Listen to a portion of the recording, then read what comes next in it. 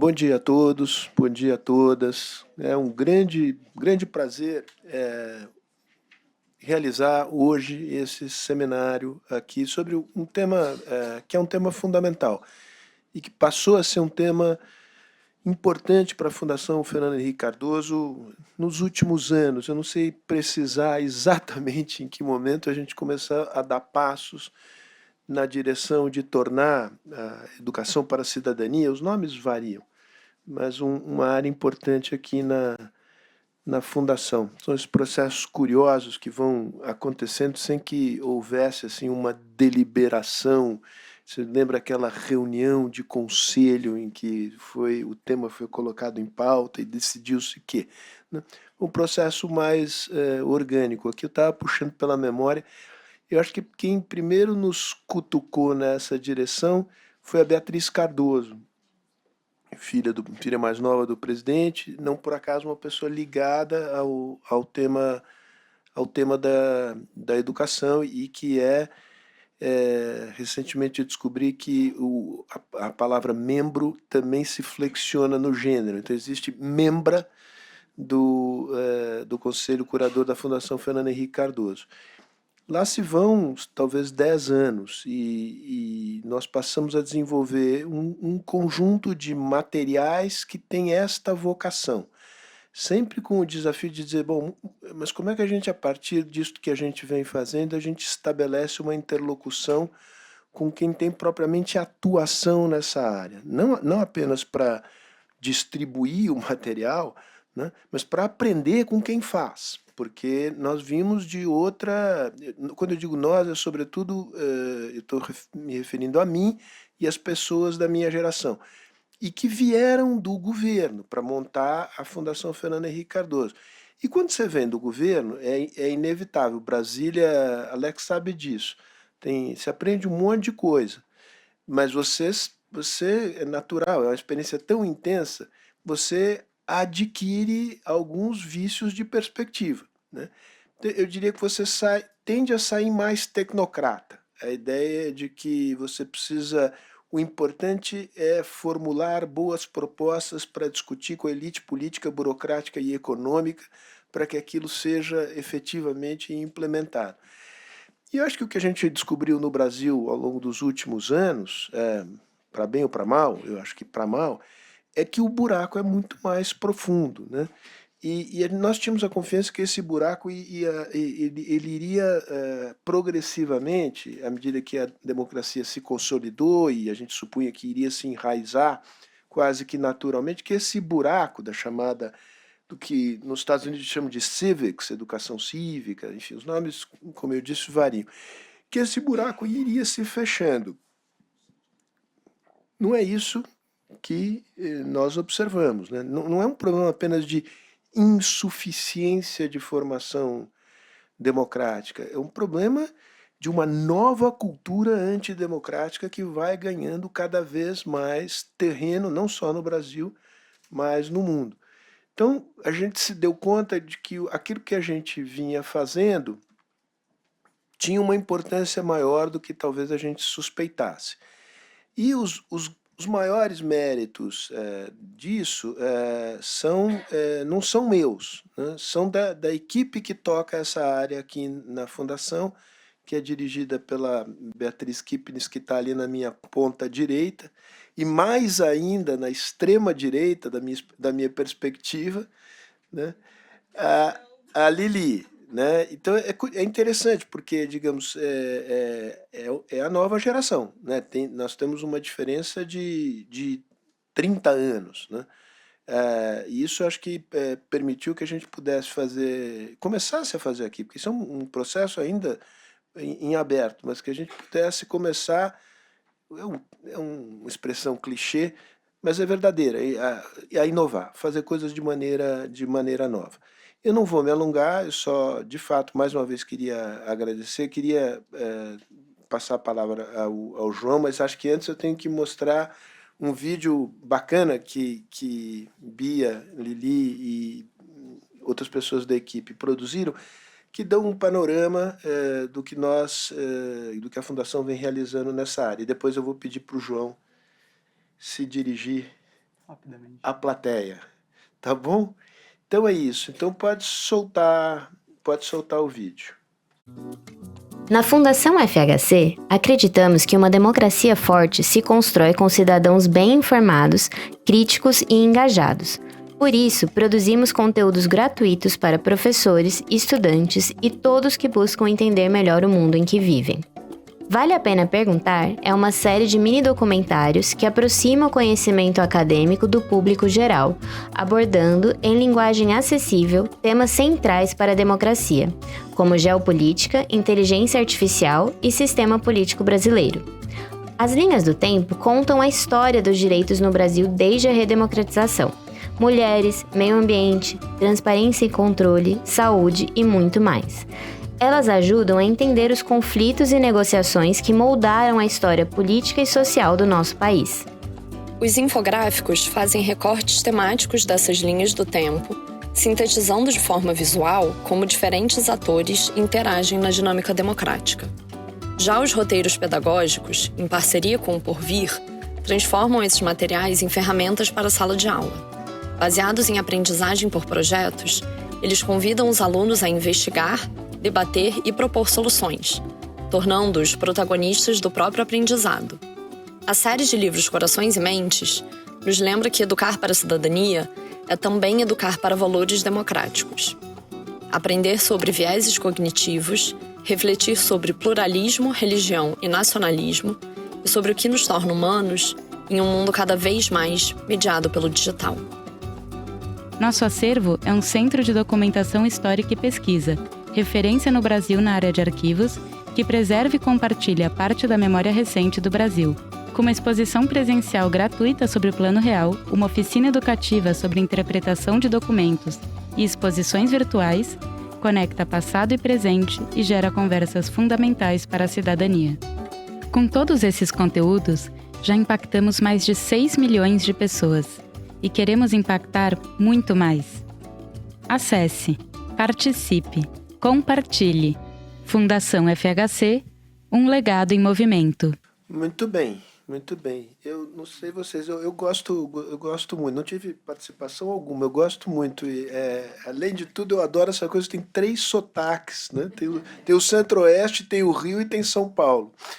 E acho que ficou muito bom. O último comentário é o seguinte, quer dizer, nós somos de uma instituição que tem um nome, uma pessoa que foi presidente do país, participação na política partidária, mas entendemos a democracia como uma construção coletiva. Então não há em nenhum dos materiais que nós produzimos qualquer, mas um menor traço de intenção de fixar uma só interpretação possível dessa história coletiva de construção da democracia no Brasil.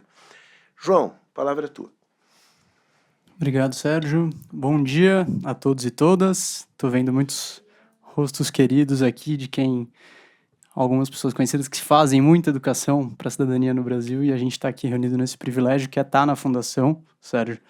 Eu tenho também um privilégio, quando eu tinha 17 anos eu mandei um e-mail para o Sérgio, junto com 2 amigos, e a gente pediu um café com ele, porque na verdade a gente queria uma vaga aqui para poder assistir aos debates, acho que o Sérgio não lembra disso. E a gente veio, conseguiu convencê-lo. Tinha cabelo.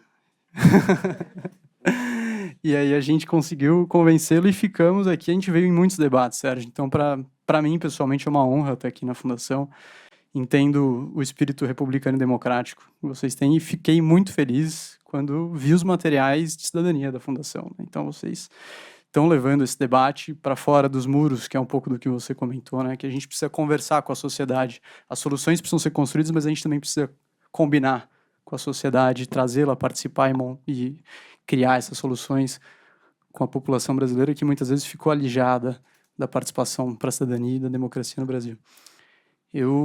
Sou João Tavares, sou cofundador da Rede Nacional de Educação Cidadã, é uma coalizão cujo objetivo é fortalecer a cultura democrática no Brasil ao estimular o ecossistema de educação cidadã. Então, a gente parte do entendimento que tem muita gente fazendo, de novo, muitas das pessoas que fazem estão aqui com a gente na sala hoje, e a gente precisa se organizar para transformar isso numa agenda de políticas públicas no Brasil, né? Esse foi nosso entendimento há 3, 4 anos atrás. Felizmente, encontramos pessoas hiper capazes no caminho que nos ajudaram muito. algumas delas não por acaso estão aqui, né? Então, o professor Humberto Dantas é um pioneiro na educação política do Brasil, nos inspirou muito na criação da rede, ajudou muito, impulsionou muito a criação dessa rede, e está aqui, com certeza vai dar uma aula hoje.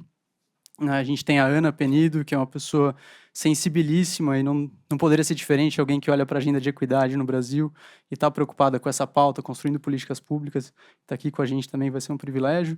E o professor Alexandro Santos, que teve um papel muito importante também na construção da rede, antes de ser um servidor do Ministério da Educação, né? Ele estava aqui na Escola do Parlamento, aqui perto, e nos ajudou a organizar o primeiro debate. Então, a gente teve também essa sorte de ter um gestor público extremamente republicano, iluminado, técnico, disposto a ouvir as pessoas, que assumiu, pegou a caneta na mão e agora está podendo tomar decisões que vão melhorar muito a qualidade da educação para a cidadania no Brasil. Então, Sérgio, para mim, hoje vai ser uma aula. Eu, como bom aluno, vou assistir da plateia, né? Então, desejo um bom debate a todos e que seja muito proveitoso. Obrigado. Maravilha, João. Obrigado você por tudo. Então, o pessoal aqui que sabe do que vai falar, venha à mesa, por favor. E o João já me ajudou porque já fez uma apresentação. Se vocês quiserem acrescentar, vocês se sintam à vontade para acrescentar. Enquanto vocês vêm sentando aqui, eu vou contar uma historinha que eu ouvi da Lili Schwartz, que ela, estudante de História, organizou isso final dos anos 70, começo dos anos 80, não, começo dos anos 80, porque já tinha anistia, e chamaram o Darcy Ribeiro para ir à USP, e aí o auditório da Geografia e História estava cheio e tal, e coube a ela, Lili Schwartz, ser anfitriã e apresentá-lo, e disse: estamos aqui com o intelectual, ex-ministro Darcy Ribeiro, que dispensa apresentações. E ele diz: dispenso coisa nenhuma, pode ler todo o meu currículo. Então eu vou pedir vênia aqui aos três para, enfim, passar direto a palavra, sem reapresentá-los, porque eu acho que o João já cumpriu esse papel, cabe a mim apenas acrescentar aqui o agradecimento. Vamos assim, a ordem pode ser a ordem qualquer, mas digamos, já que vamos lá do Humberto Dantas na minha direção. A ideia é que cada qual fale 10, 15 minutos, depois a gente transforma isso numa conversa com a participação de vocês. Tem que ser aquela participação via QR Code, as perguntas vão chegar a mim, eu vou procurar introduzi-las aqui na nossa conversa. Humberto está feliz que o time dele dá uma boa melhorada. Ele já pode começar essa segunda-feira mais animado. Vamos lá, Humberto. Alivio. Bom dia a todas, todos. Obrigado. É uma honra estar nessa casa. É uma casa que sempre recebe a gente muito bem. Acho que minha primeira interação aqui foi quando eu fui superintendente da Fundação Mário Covas, que tinha objetivos semelhantes no que diz respeito a esse compromisso com a questão da educação política, e a gente sempre pôde conversar a respeito disso, dentre outros compromissos e dentre outras questões importantes que foram sempre tratadas. Uma alegria poder dividir a mesa com a Ana e com o Alex, as pessoas queridas. A gente gravita em lugares muito próximos e a gente sabe sempre por onde estamos, e isso é muito especial, e também cumprimentar as pessoas que estão aqui com a gente, muitas conhecidas, enfim, pessoas muito especiais que estão nesse universo desse compromisso com a educação política. Por fim, cumprimentar o João Tavares por conta dessa rede, sobretudo por conta dessa rede, né? Conheci o João, ele era estagiário do Renova BR, e lá foi a primeira vez que a gente tinha se visto, pelo menos que eu registre assim, de maneira bem formal, e o João trilhou uma trajetória, está trilhando uma trajetória muito especial no que diz respeito a colocar uma causa na vida e contribuir muito com essa causa, e eu acho que isso é muito importante, é um desafio dos mais significativos.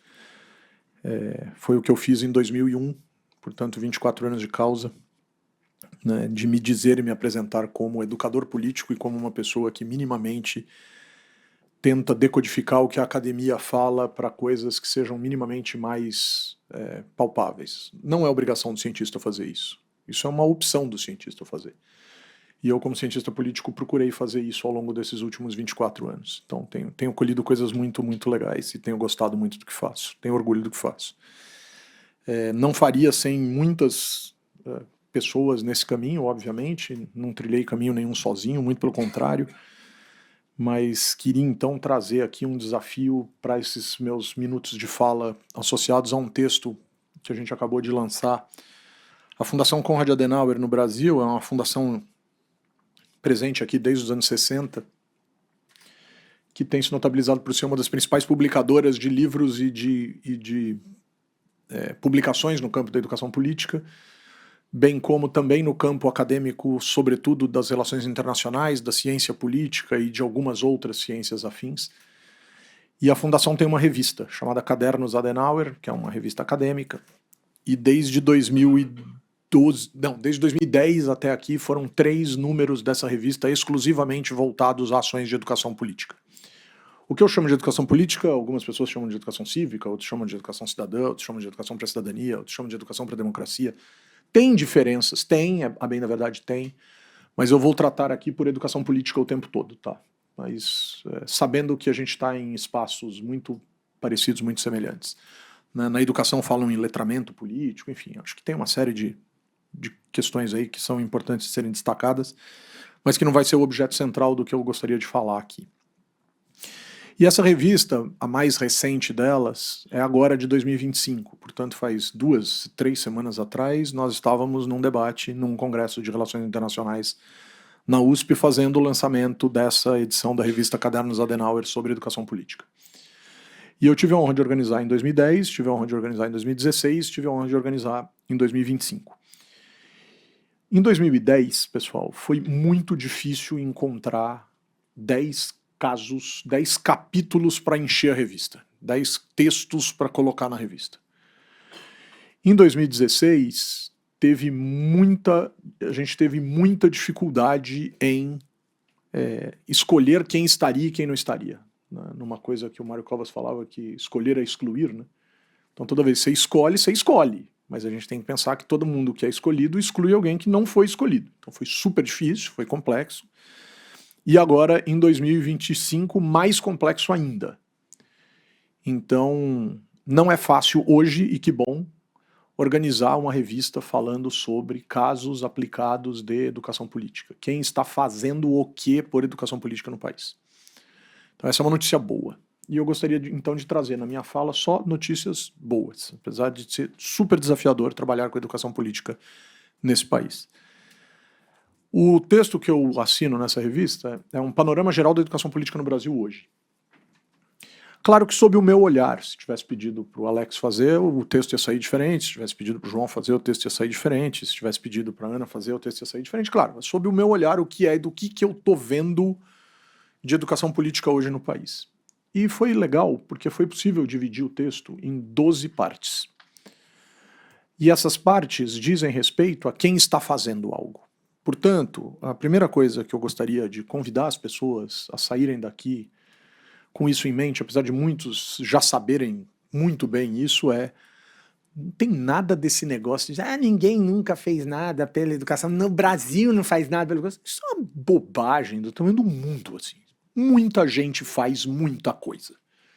Claro que primeiro pode ser que não chegue até muitas pessoas, isso é real. Assim. Há um déficit entre esforços gigantescos e massificação e capacidade efetiva de chegar em todas as pessoas. Mas a educação política é uma dessas coisas que não é só ela precisar chegar. É uma contracorrente que não deixa isso passar de determinados ambientes e determinados lugares.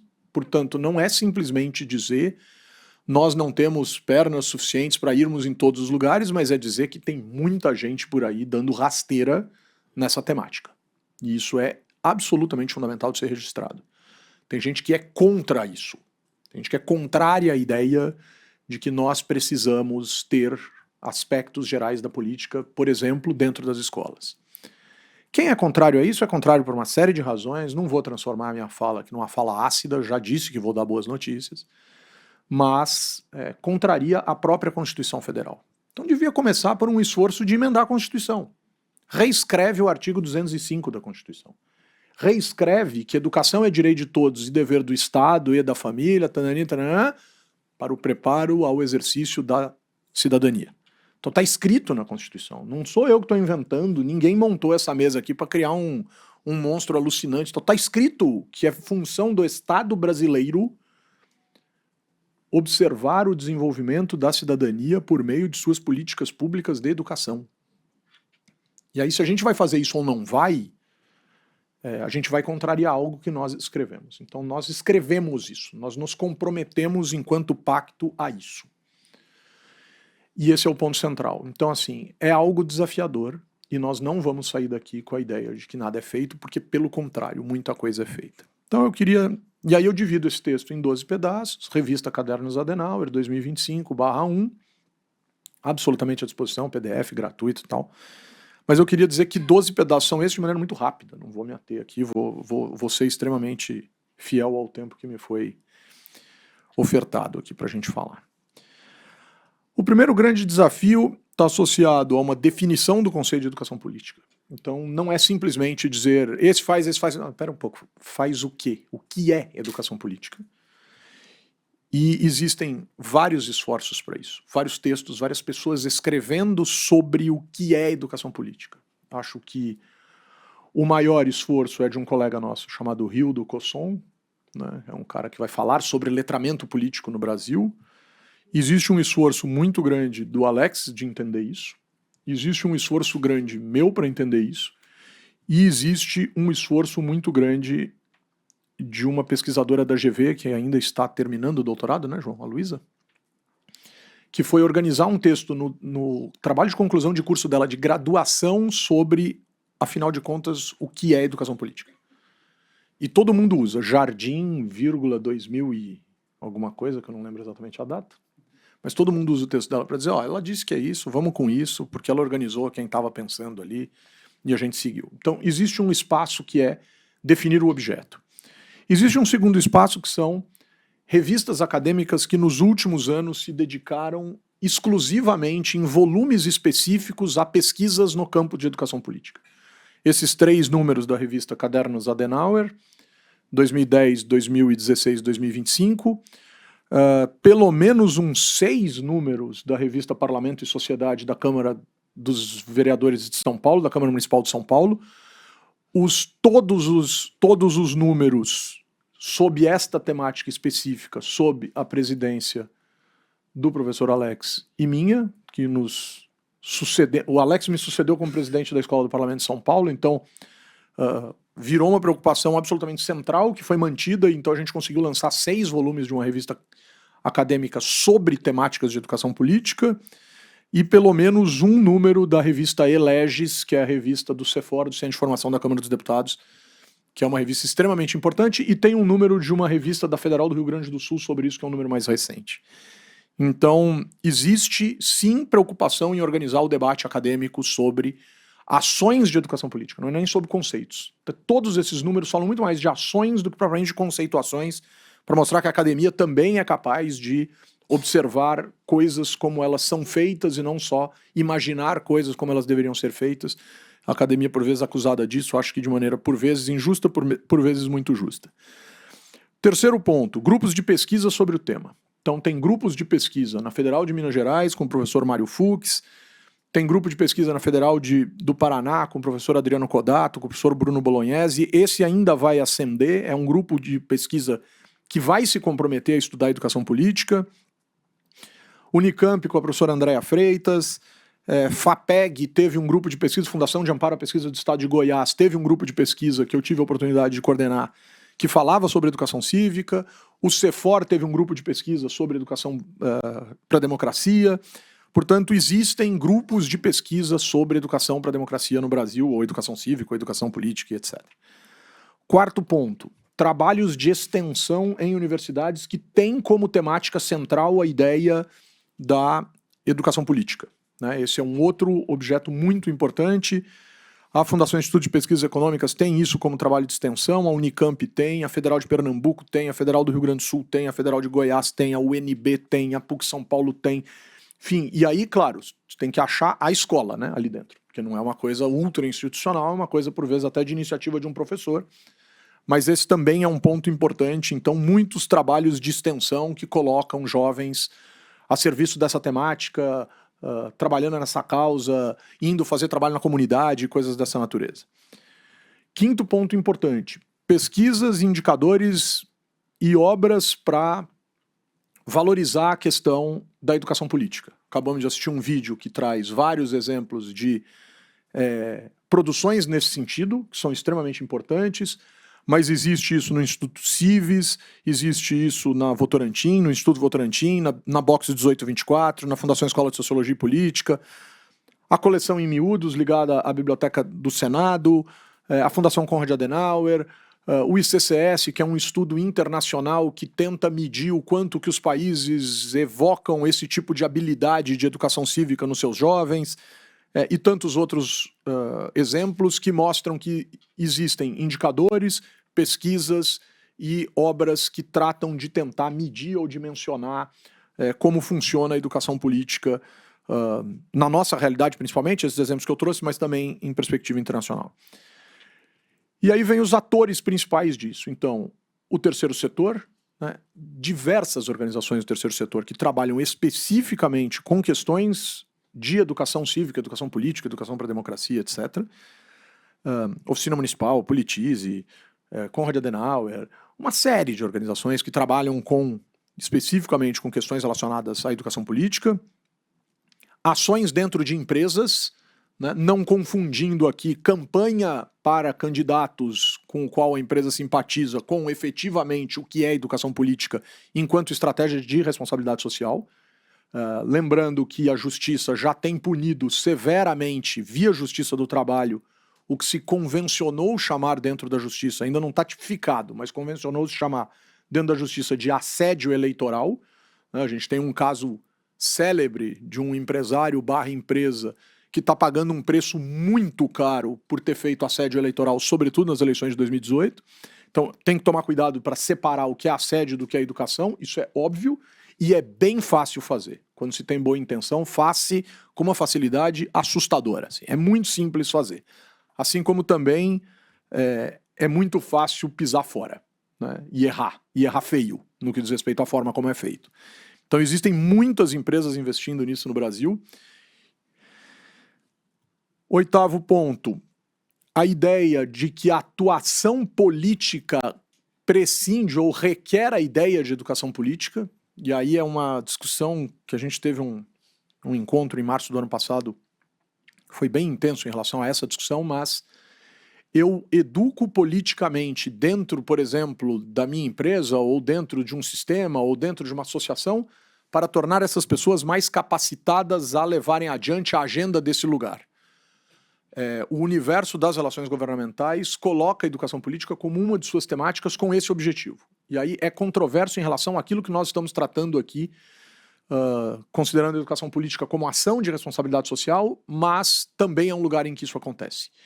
E quem tem feito isso de forma mais emblemática é o cooperativismo no Brasil. Então, tentando sensibilizar e conscientizar os cooperados do quanto é importante uma atuação conjunta pela agenda do cooperativismo. E os resultados têm sido muito interessantes, principalmente a partir do Paraná, que tem um artigo específico nessa revista Cadernos Adenauer que eu falei. Depois, a formação de políticos, né? Então, educação política para políticos, né? Não brota do além o que é ser político na cabeça das pessoas, e muita gente escolhe caminhar pelo caminho da política, da representação formal, com ideias bem equivocadas do que seja democracia, do que seja república, do que seja do próprio sistema eleitoral e etc. Então precisa existir educação política para os políticos. Em tese, o Brasil tem 200 milhões de reais todos os anos destinado a isso, via fundo eleitoral. Mentira, via fundo partidário. Fundo partidário está na casa de R$1 bilhão, 20% desse dinheiro precisa ir para os partidos manterem suas fundações, e essas fundações têm predominantemente 3 grandes funções. Uma função doutrinária, que é ótimo, né? Doutrinação do ponto de vista ideológico dentro do partido político é essencial, é lá mesmo que tem que ter, é lá mesmo que tem que acontecer. Então quem é de centro tem que saber o que é de centro, quem é de esquerda tem que saber o que é de esquerda, quem é de direita tem que saber o que é de direita, e isso é muito bom que seja assim. Então tem recurso para doutrinar dentro dos partidos, tem recurso para explicar tecnicamente o que é o mundo da política, do ponto de vista, inclusive, de exercício de governo, e tem recurso para se pensar em educação política, de o que é democracia, como funciona o sistema, estratégias, etc. E esse é o ponto. Então, os partidos políticos fazem isso. Existem, inclusive, quem faz de maneira suprapartidária. Então, por exemplo, o Renova BR é uma escola de política para políticos sem viés partidário. Aceita todos os partidos políticos, pessoas de diversos partidos políticos são alunos do Renova BR e se elegem. E existem as fundações partidárias. E, por fim, para eu terminar essa fala, ações no poder público. E quando eu falo ações no poder público, sempre vem à cabeça das pessoas em geral, o poder executivo fazendo alguma coisa. Não. O poder executivo, o poder legislativo e o poder judiciário. Então, desde as campanhas de conscientização política da justiça eleitoral às vésperas das eleições, até um trabalho perene da justiça eleitoral de educação política nas escolas. Então, várias ações da justiça eleitoral de educação política. Dentro do poder legislativo, entendeu-se que a escola de governo do legislativo não é só uma escola de governo para o preparo de servidores públicos, como são normalmente as escolas do executivo e como normalmente são as escolas do judiciário. Né? Apesar de existirem exceções aqui, muito bem-vindas. Mas as escolas do legislativo são, como diz o professor Hildo Cosson, escolas de democracia. Então o título do livro mais importante que ele escreveu foi Escolas do Legislativo, Escolas de Democracia. Então é fundamental que a democracia seja ensinada dentro do parlamento, porque o parlamento é a morada da diversidade. Então ali é mais fácil justificar a educação política. E, por fim, o poder executivo. E aqui, por mais que possa existir algum tipo de resistência ideológica, cara, governos de todos os partidos políticos fazem alguma coisa pela educação política. E isso precisa ser dito. Pode até ser que defenda com outros termos, com outras palavras, etc., mas todos os governos, em alguma medida, nos estados e nos municípios, quando você encontra alguma coisa, essa coisa é bem razoável do ponto de vista da educação política. Tem muita coisa interessante sendo feita. Né? Nessa edição da Cadernos a gente está trazendo o caso de Sergipe, mas tem, por exemplo, um caso muito legal em Goiás e existem outros tantos casos espalhados pelo Brasil de educação política a partir de ações do Poder Executivo. Eu acho que, para iniciar, seria isso. Né? Seriam esses pontos para que a gente saia com a sensação de que é imenso esse universo e acho que a rede tem feito um trabalho muito especial de tentar organizar isso e de mostrar para as pessoas que fazem parte da rede que há um trabalho sendo feito em múltiplos sentidos por múltiplos atores. Obrigado, pessoal. Acho que é isso. Roberto, muito obrigado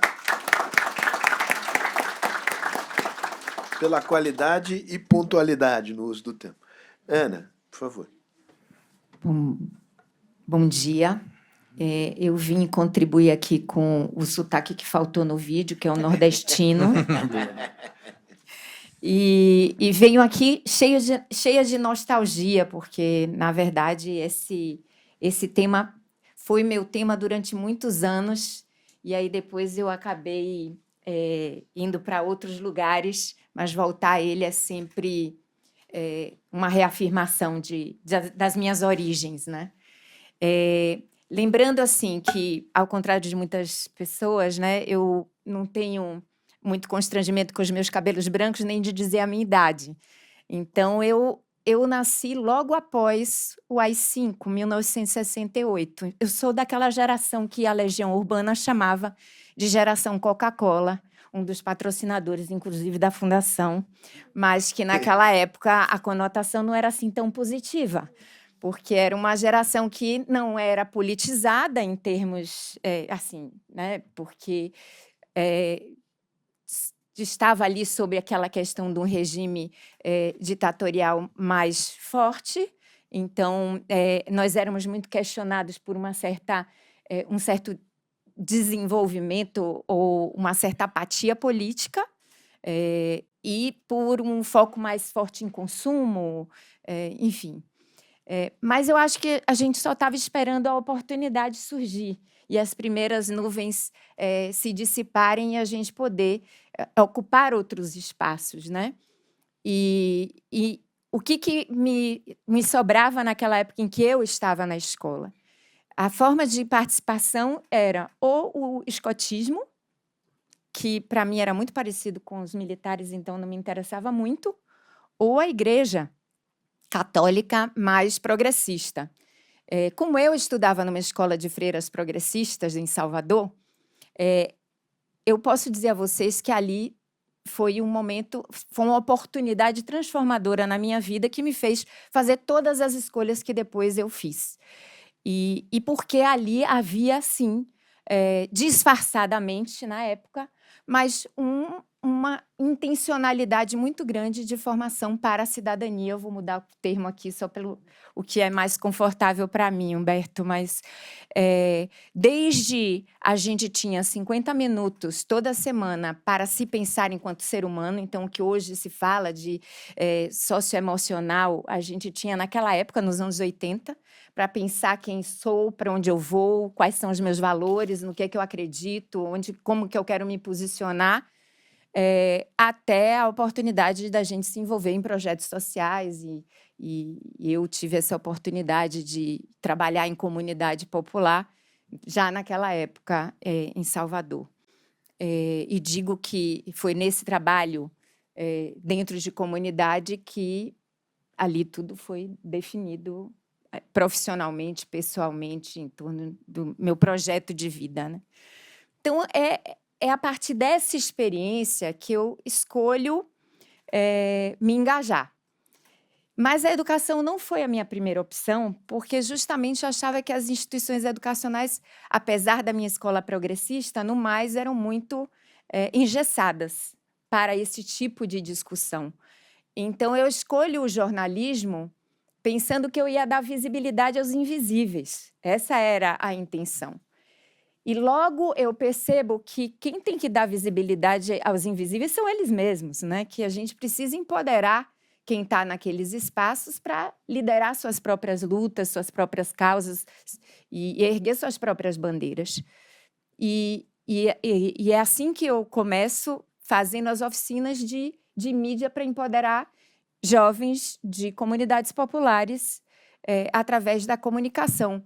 Mas, fatalmente, a gente entende que esses programas extra-classe, de contraturno, eles são sempre aqueles que chegam numa população pequena, porque onde todas as crianças, adolescentes e jovens estão é na escola, e principalmente aqueles que mais nos interessam na escola pública. Então, minha entrada na educação, ela vem por esse lado. A gente entender que se a gente realmente quer fazer uma formação cidadã universal, que a gente precisa estar na escola e principalmente na escola pública. E aí vamos tentando entender como é que a gente faz isso. Mas aquela época, quando eu começo a fazer esses trabalhos, início dos anos 90, essa pauta da cidadania está muito fervente, né? É efervescente. 2 anos ali depois da nova Constituição, o Estatuto da Criança e do Adolescente surgindo. Então, essa era a grande temática. Então, foi fácil a gente começar a fazer muitas experiências dentro das escolas. O que me parece é que, ao longo, principalmente dos últimos 10 anos, essa pauta arrefeceu um pouco. A gente talvez tenha achado que ela estava dada.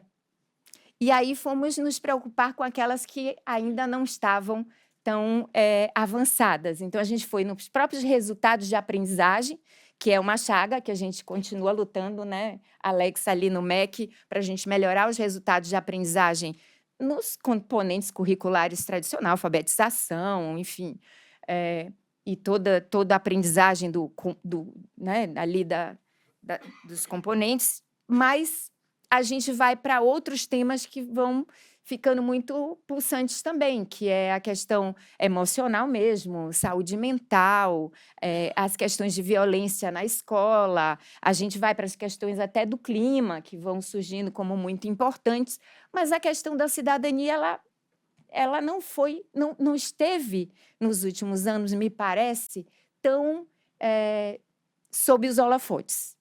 E eu acho que a gente negligenciou mesmo um pouco.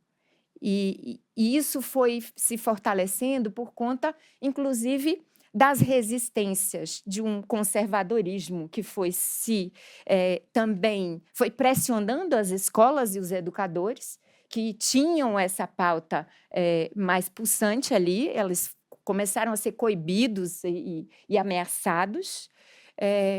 mas também a própria polarização que acontece entre os professores, entre os alunos, entre as famílias. Então, todo mundo começou a ficar um pouco receoso de trazer alguns temas para o debate, com medo da coisa pegar fogo e aí ficar incontornável, como muitas crises aconteceram em muitas escolas, com resultados meio trágicos e desastrosos. Então, a gente ficou com pudores, com tabus de tratar também desses temas na escola.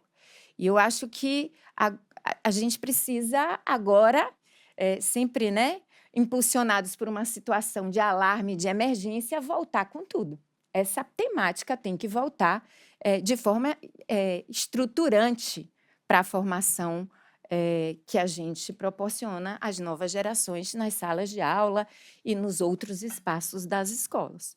E aí eu quero falar de 3 grandes, para mim, né, eixos dessa formação para a cidadania, que tem muito a ver com os 3 termos que foram usados no vídeo aqui. Então, no vídeo, vocês falaram de pessoas informadas, críticas e engajadas. Eu falo por meio de ações, né? A gente ajudar essas novas gerações a compreender, a questionar e a agir, participar. E aí, sobre cada um desses termos, né? O compreender. Nós já temos uma base nacional comum curricular que todos os questionamentos possam existir em relação a ela, porque fazer um documento universal num país continental é muito difícil, você tem que fazer concessões, você tem que acomodar, mas nesta base que nós temos, já há muitos indícios ali, muitos ganchos para a gente trabalhar todas essas temáticas importantes da educação cidadã.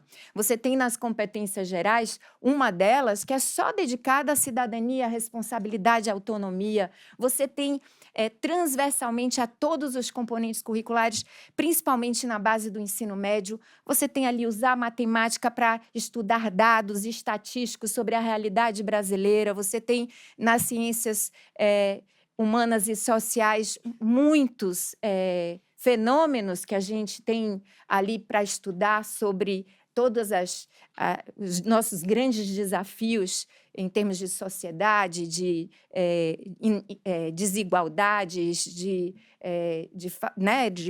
das questões de diversidade. A gente tem, dentro dos temas transversais, a base também, uma série de assuntos que ali a gente não pôde botar gênero, como tinham nos parâmetros curriculares nacionais, por conta de toda a comoção dos conservadores, mas tem lá o tema da saúde, que é uma forma, né, de você levar para outro lugar, mas que também tem ali uma série de coisas como gênero. Você tem as questões da diversidade, que também tem a ver com gênero.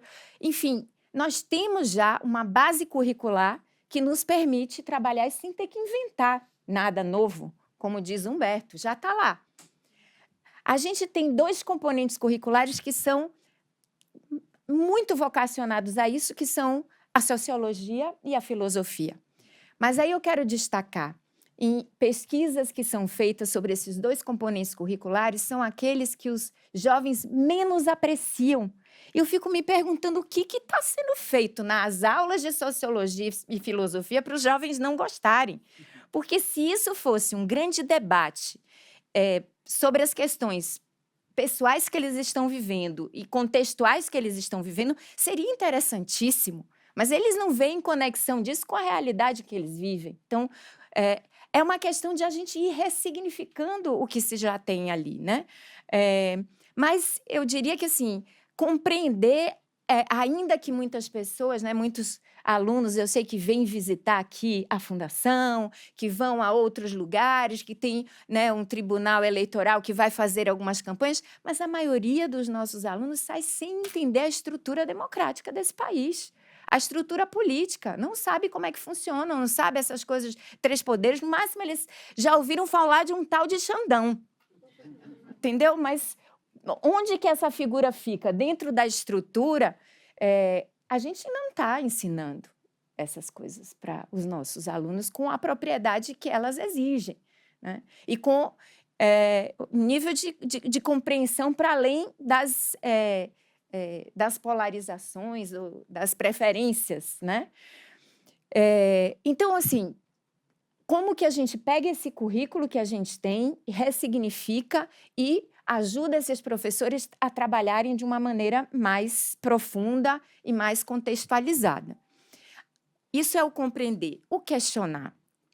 Aí, dentro do questionar, eu digo para vocês, tem hoje essa possibilidade de a gente trabalhar os componentes complementares ali, como protagonismo e projeto de vida, que já são duas coisas que muitas escolas já estão fazendo e que são espaços muito nobres para essa discussão também da cidadania. Porque projeto de vida é a gente entender, enquanto a gente é mais jovem, o que a gente quer da vida lá adiante. Mas ainda tem muita gente pensando no projeto de vida como um projeto de carreira ou de ensino superior. Projeto de vida, a gente vem trabalhando para tentar emplacar, que são 3 grandes dimensões. Quais são as minhas escolhas pessoais? Que vida, que estilo de vida, que valores eu quero para mim? As questões profissionais, então, um ensino técnico, é um ensino superior, é uma carreira, mas o terceiro e importantíssimo pilar é da cidadania. Qual é a contribuição? Que papel eu quero desempenhar na sociedade? Que contribuição eu quero dar para a minha comunidade? Qual que vai ser o meu papel? Seja mais ativo, seja mais colaborativo nessa esfera pública, do interesse público, né? Projeto de vida é para isso também. E isso tem sido negligenciado. É outra oportunidade que a gente tem de aprofundar. O protagonismo. Outro dia eu fui visitar uma escola, assim, tinha os alunos protagonistas, como se fosse, assim, um grupo de iluminados, né, que se acham, assim, mais expressivos, mais participativos que os outros. Então, eles são as lideranças do processo e os outros são ali o rebanho, digamos assim. Então, o que a gente está dizendo com isso? Eu tenho muita preocupação daqueles alunos que têm um potencial que ainda está no pré-sal. Sabe assim, não foi ainda descoberto, que ainda não foi extraído. São aqueles tímidos, ou são aqueles que têm uma baixa autoestima, ou são aqueles que são os bagunceiros. Todos esses têm uma liderança em potencial, de um jeito ou de outro, porque você pode exercer liderança de muitas maneiras, né? Não é só essa explícita que são os iluminados protagonistas. E essa história de a gente poder estimular a participação de todos os alunos em diferentes formatos dentro da escola é o grande exercício da cidadania. Porque, mais do que teorizar nas aulas, é a escola ser esse espaço do exercício democrático, o primeiro espaço público que eu vou ocupar. Como eu vou ocupar esse espaço público? Esse primeiro, que vai determinar como eu vou ocupar os demais. Então, o que foi importantíssimo na minha vida, representação de turma. Né? Poder ir lá e ter argumentos para ser eleita líder de turma e depois me sentir responsável por representar aquela turma e ir para os conselhos de escola, porque na minha escola progressista das freiras lá, que não usavam hábito, inclusive, elas deixavam os alunos representantes de turma participarem do conselho de classe, para dizer se um aluno, né, precisava de mais apoio, se ele podia, né, qual era o talento que ele tinha ali, que ainda não tinha sido identificado. Grêmio, na minha época, fazia todo sentido, mas hoje talvez tenham outras formas de participação com coletivos, sabe? E a gente ainda está lá na lei aqui em São Paulo, a lei do Grêmio é da década de 70, da época da ditadura militar. Que lei de Grêmio é essa? Como é que a gente repagina essa participação juvenil na escola para a contemporaneidade, para a forma como eles se manifestam politicamente hoje? Né? Como é que a gente dá mais espaço, inclusive, para eles redesenharem essas diretrizes junto conosco? Então, esses espaços de projetos de intervenção da escola, a escola como um espaço que intervém na comunidade. A gente está sempre pensando como é que a comunidade ajuda a escola. Mas se a gente quer formar essa garotada para ser capaz de resolver os problemas da sociedade, a gente tem que pensar a escola intervindo na comunidade, resolvendo, ajudando. Então, tem um problema de lixo, tem um problema de dengue, tem um problema de o estacionamento equivocado ali na porta da escola. Sabe, tem um problema do córrego, tem um problema de moradia. Como é que a gente estuda dentro da escola esses problemas e começa a pensar em soluções? Esse também é um exercício importantíssimo. Não adianta só a gente ficar na questão do questionar, né? De poder, em todos esses momentos, questionar, se a gente não forma para a intervenção, para a participação. Então, eu vejo que, muitas vezes, a gente tem, em gerações anteriores, muita gente já turbinada, né? Bem educada para questionar, para demandar, para pleitear, mas ainda eu acho que falta gente preparada para propor, para ir lá e ajudar a resolver, né? Então, a gente precisa dessa nova geração sendo capacitada para resolver os nossos problemas, né? Sem que, obviamente, a gente jogue o fardo nos ombros dessas pessoas que ainda estão em formação, mas, na medida do que eles podem dar conta, como é que a gente compartilha com eles esses problemas que eles já podem ajudar a resolver, né? Então, essas são algumas das questões que eu queria trazer aqui. Deixa eu ver aqui na minha colinha se eu esqueci de alguma coisa. Mas essa questão da gestão democrática na escola e do participar, me parece que é um espaço que a gente precisa trabalhar mais. E aí, quem me acompanha mais de perto sabe que hoje eu estou muito forte aí com as lideranças escolares, esses diretores e diretoras de escola. A escola tem a cara do diretor, tem a vibração do diretor, né? Eu nunca vi uma boa escola sem um bom diretor. Já vi boas escolas sem telhado, sem livros. Já vi boa escola de todo tipo, mas sem um bom diretor nunca vi. E esses diretores, para serem bons mesmos, eles têm que criar esse espaço da participação em todos os níveis, inclusive dos estudantes.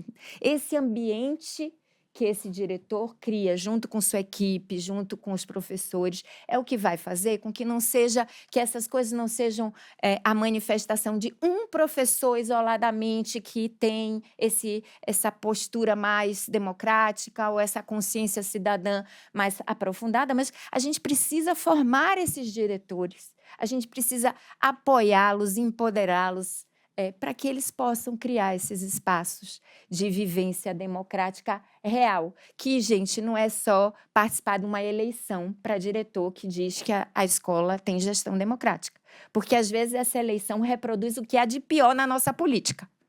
A eleição para diretor de escola, às vezes, é o que há de pior, sabe? Então, é de favorecimentos, de proselitismos, de todas essas coisas, desses vícios aí que a gente tem. Então, se a gente quer falar realmente de mudar esse tipo de mentalidade, de prática, a gente vai ter que começar a mudar por aí, que é os diretores, antes de mais nada, têm que estar muito qualificados para o cargo. E aí, daí por diante, a comunidade vai escolher aquele que está muito bem qualificado e que tem mais a ver com a sua realidade. Então, acho que eu vou, então, ficando por aqui, dentro dessas provocações, e vou aguardar mais conversa lá adiante.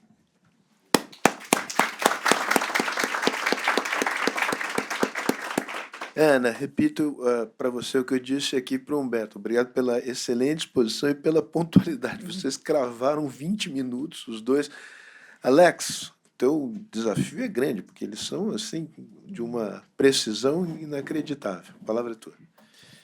Eu estava até pensando em dar WO, ficar ouvindo, assim. Mas, enfim, Sérgio, muito obrigado pelo convite, João, pela articulação aí pela rede, e o Humberto já falou, mas a Ana não.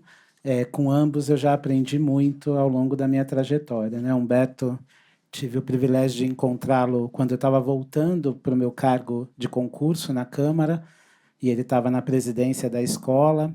Eu fui apresentado a ele de um jeito um pouco torto, achei que nós nunca mais íamos nos falar, mas depois deu muito certo, e eu preciso dizer muito objetivamente que eu não atentava para a centralidade da educação política antes de conhecer Humberto Dantas. Depois ele disse que, quando ele leu a minha dissertação, que é de antes de eu conhecê-lo, é de 2009, que ele achava que ali já tinha educação política. Mas ele que me disse, existe uma coisa chamada isso, e eu acho que você tem que prestar atenção. E aí aprendi com ele a prestar atenção nesse tema, e até agora sigo aprendendo com ele sobre esse tema, né? E Ana Penido também já tinha dito isso a ela também mudou algumas coisas do que eu pensava sobre a relação entre Estado e sociedade civil, né? Ela me deu uma chave de leitura sobre como a sociedade civil pode colaborar não só com a formulação de políticas, mas com a implementação de políticas públicas, e de um modo que o Estado tem limitações, né? O Estado, pela sua natureza e pelos instrumentos de ação pública que ele tem, determinadas coisas ele só conseguirá fazer se ele estiver aberto, poroso à sociedade civil e ao modo como a sociedade civil se movimenta no tecido social, né? Então, queria só dizer do privilégio de estar aqui. E a Fundação, que por várias razões e canais é muito cara a mim, né? Está muito no meu coração. Eu acho que eles me ajudaram muito a ser mais breve, talvez, mas também a poder ter um pouco mais de liberdade de fazer algumas reflexões. E eu queria começar dizendo que eu entrei no ensino fundamental em 1980, em 1987, e estava na 8ª série quando teve o plebiscito de 93. Quem é jovem há mais tempo vai lembrar. Monarquia, presidencialismo, parlamentarismo, monarquia, república, enfim. E eu ainda tive, nessa 8ª série, a aula de OSPB, Organização Social e Política do Brasil, assim como tive na 6ª série, Educação Moral e Cívica. Né, que tive essas duas disciplinas numa escola estadual aqui de São Paulo, do Itaim Paulista, na década de 90. Elas não tinham desaparecido do currículo. Elas ainda estavam no currículo em 92, 93, em São Paulo. E, como estudante, eu adorava a aula de Educação Moral e Cívica e de OSPB. O meu livro de OSPB era do Frei Beto. Era o OSPB, Introdução à Política Brasileira, o livro da 8ª série. Então, eu achava incrível a aula de OSPB. Depois, quando eu fui para o movimento social, para a universidade, eu aprendi a criticar a Educação Moral e Cívica e o OSPB, porque havia na universidade uma leitura de que essas duas disciplinas eram apenas um instrumento de doutrinação do regime da ditadura civil e militar do Brasil para inculcar na população a aceitação do regime. Se de fato isso foi verdade antes de eu ir para a escola, ok, mas quando eu estava na escola não era. Quando eu estava na escola, Educação Moral e Cívica e OSPB eram disciplinas que a gente discutia temas quentes, democracia, direitos humanos, movimento social. Bom, o autor do livro diz muito, né, do que a gente discutia em OSPB. Mas isso para reforçar que não é recente a ideia de que a escola deve educar para a cidadania, para a democracia. Esta é uma ideia de muito tempo, né? Acho que o que o Humberto viu na minha dissertação, que eu não tinha visto, que eu estudo o final do século XIX, e eu aponto para o Manuel Bonfim e para o Olavo Bilac como dois intelectuais que queriam movimentar um certo tipo de educação para formar a pátria brasileira, e eles estavam falando de educação política, eles estavam falando de uma educação para uma certa cidadania republicana, né? E depois dele nós tivemos Anísio Teixeira, tivemos, enfim, Leonardo Boff, tem vários intelectuais ao longo do século XX que pautaram isso. Então, não é um tema novo. Entretanto, todas as vezes que a gente está falando de educação para a cidadania, educação política, educação cívica, a gente está tentando fazer com que a escola participe de um processo que é de convencer as pessoas a construir a vida comum, né? Nós precisamos, para que a vida comum seja construída, nós precisamos que as pessoas aceitem construir a vida comum, aceitem compartilhar um projeto de sociedade no qual tem que caber todo mundo. E para caber todo mundo é preciso negociar, é preciso dialogar, é preciso encontrar as convergências principais que vão estruturar esse projeto de vida comum, e é preciso ter espaço para lidar com as tensões e contradições de ter tanta gente envolvida na construção da vida comum. O que significa dizer que a vida democrática está longe de ser uma vida tranquila. O que ela promete não é exatamente tranquilidade, né? Pelo contrário, ela está dizendo assim, todos os nossos conflitos principais nós vamos tratar em público. Nós vamos ter espaço e nós vamos ter elasticidade do nosso laço social para suportar, discutir certos temas da vida comum difíceis. Então, a democracia brasileira tem que ter elasticidade suficiente para discutir racismo. É uma discussão dolorosa, é uma discussão que vai trazer elementos tensos para a arena social, mas se a gente acredita na robustez da nossa democracia, a elasticidade dela permitirá que a gente discuta o racismo e encontre alternativas para ele.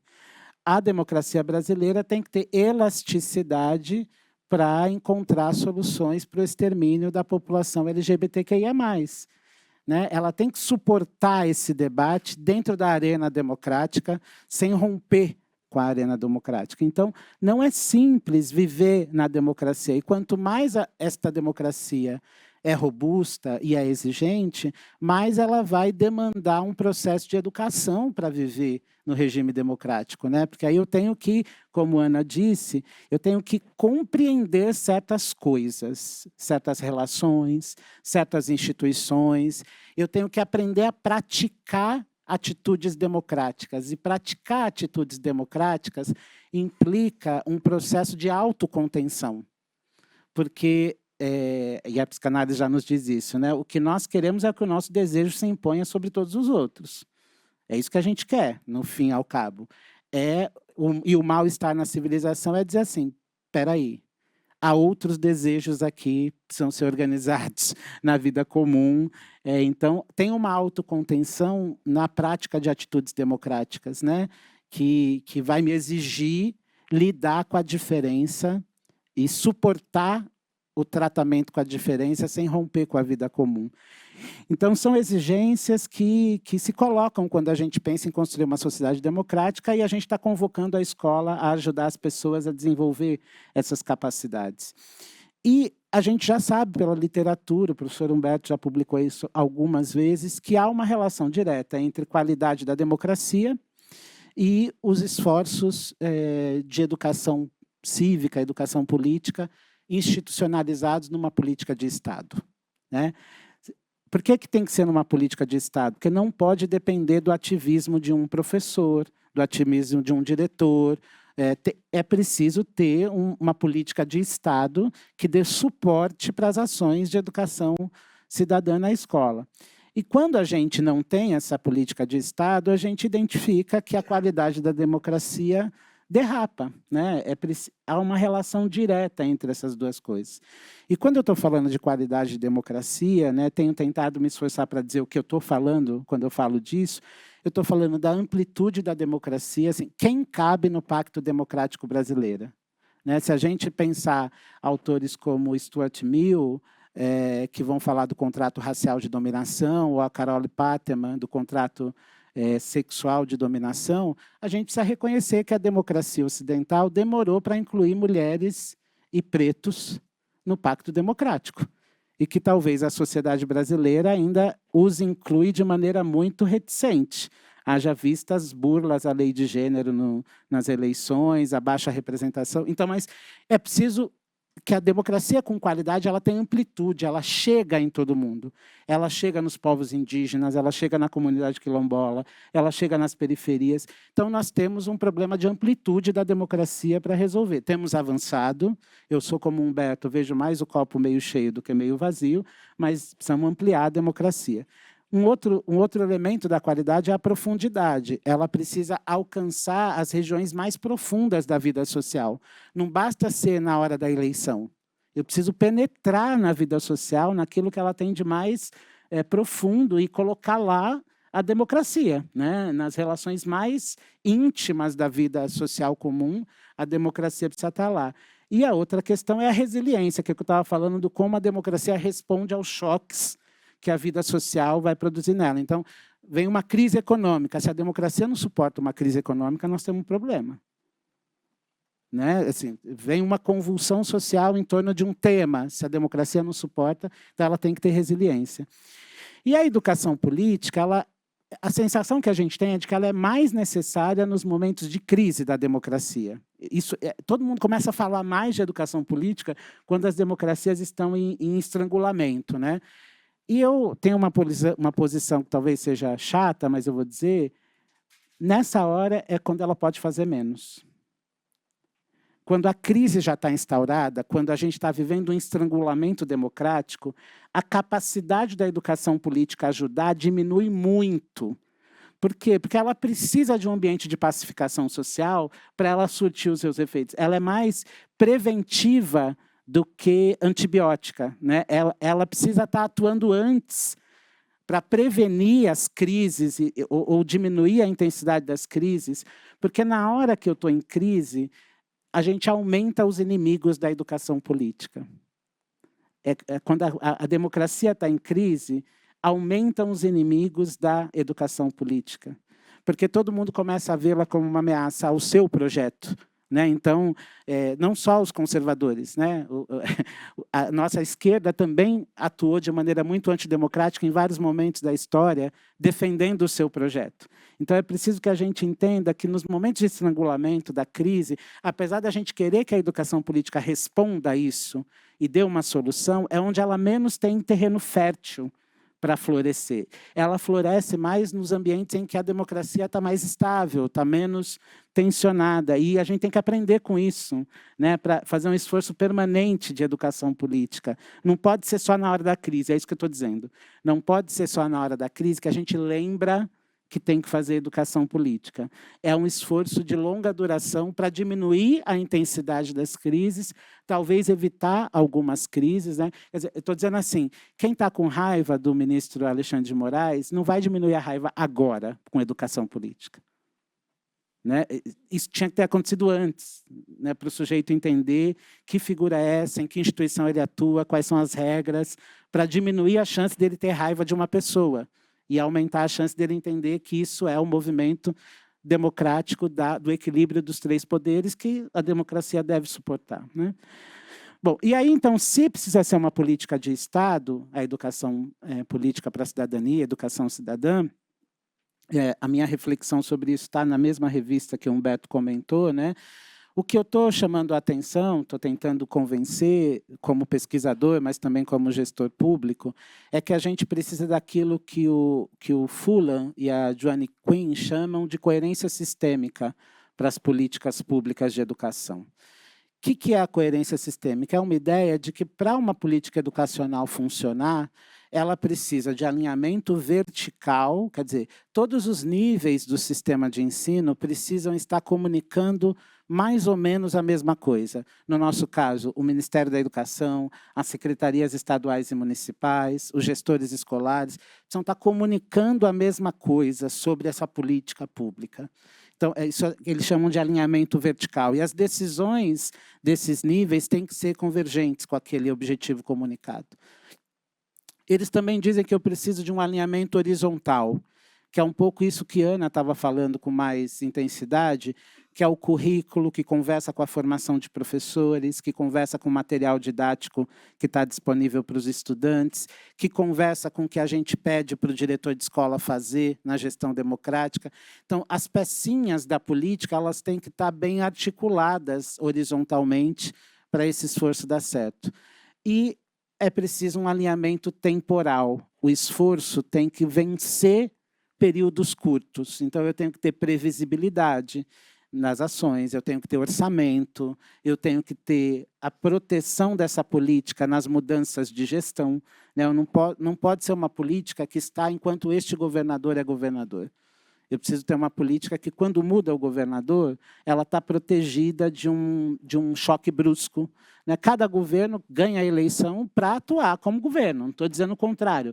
Mas certas ações de política educacional elas precisam continuar para além de governos, né? Então, eu tenho defendido que nós precisamos desse tipo de olhar para uma política nacional de educação cidadã que gere alinhamento vertical, alinhamento horizontal e alinhamento temporal, para que a gente fale de uma política de Estado. E quando a gente fala de política de Estado, nós, particularmente na sociedade brasileira, teremos de fazer um acordo novo sobre isso, porque há uma mitologia em torno da educação cidadã, da educação política, e eu também diria que é a mesma mitologia em torno da educação em direitos humanos, de que isso é uma pauta de um certo espectro político da sociedade. E essa mitologia nos atrapalha. Enquanto a gente continuar comunicando que a educação política, a educação cidadã, a educação para direitos humanos, a educação antirracista são pautas de esquerda, nós estaremos atrapalhando demais a construção de uma política sistêmica de educação integral, olhando para a cidadania. Nós precisamos declarar que todas as pessoas que têm compromisso com a democracia defendem a educação política, defendem uma educação antirracista, defendem uma educação em direitos humanos, porque identificam nessa sociedade elementos que precisam ser corrigidos e parte da correção disso passa por educação. Então, é um compromisso que não deveria ter o carimbo de um grupo de partidos ou de uma certa ideologia política de esquerda, né? É preciso que a gente tenha a direita democrática defendendo a educação política, o centro democrático defendendo a educação política, né? E é, portanto, necessário que a gente negocie o que é uma educação política de perspectiva pluripartidária e que acolha e acomode diferentes modos de olhar para a atividade política. Eu não tenho nenhum problema, e nós não deveríamos ter problema, de pensar quais são as contribuições do liberalismo para a política democrática. Nós não deveríamos ter problema com isso, né? Eu não deveria partir do pressuposto que o único jeito de pensar a democracia e sua qualidade é a partir de uma visão radical socialista que pede mais radicalização da democracia. Isso é um jeito de olhar para a democracia. Há outros tão legítimos quanto, e a gente ganharia muito se a gente avançasse nessa direção de desmitologizar a relação da educação política com um certo tipo de enquadramento ideológico. E essas questões, gente, nos levam a pensar nos sujeitos que estão vivendo as possibilidades e os limites da educação política hoje na prática, né? Enquanto a gente está aqui nessa mesa, enquanto o MEC está dialogando com a rede, com o professor Humberto, para construir essa política nacional de educação cidadã, existem pessoas que já estão vivendo práticas de educação cidadã, como o Humberto trouxe aqui, no dia a dia. E para as escolas, eu estou falando de alunos, professores e gestores, que estão lidando com aquilo que tem de delicioso de trabalhar com a educação cidadã e aquilo que tem de doloroso de trabalhar com a educação cidadã. Quando a gente, por exemplo, trabalha com pesquisa empírica, a gente já percebe professores e professoras que têm medo de trabalhar com certos conteúdos da educação cidadã, porque as famílias podem se chatear e procurar a escola para reclamar deles, porque movimentos como o Movimento Escola Sem Partido podem acioná-lo extrajudicialmente ou até judicialmente, porque ele está trabalhando com um certo tema. A gente tem pessoas aí, nomeadas como influencers, que se orgulham de dizer: fui à escola do meu filho e proibi ele de assistir aula de filosofia, porque o professor de filosofia estava ensinando Marx. Então, existe hoje um campo muito conflituoso que já está sendo experimentado nas escolas. E nós precisamos proteger esses sujeitos desse assédio antidemocrático contra a educação política. E proteger esses sujeitos significa, isso que a Ana falou, lembrar que a escola é o primeiro espaço de vida pública comum de crianças, adolescentes e jovens no Brasil. E se é assim que a gente olha para a escola tem que ser espaço de liberdade de dizer, de pensar, de conversar, e espaço em que a gente educa para um diálogo democrático na liberdade. Se a gente quiser fazer educação política, a gente também tem que olhar para isso que está acontecendo no dia a dia. Muito obrigado, Sérgio.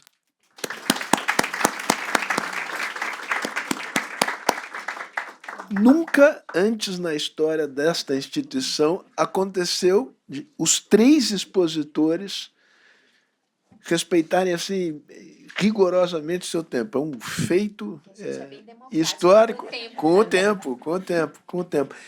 Há perguntas que já foram feitas, espero que as pessoas também se animem a fazer mais. Eu queria lançar uma questão para vocês três e cada qual aborda da maneira que achar melhor.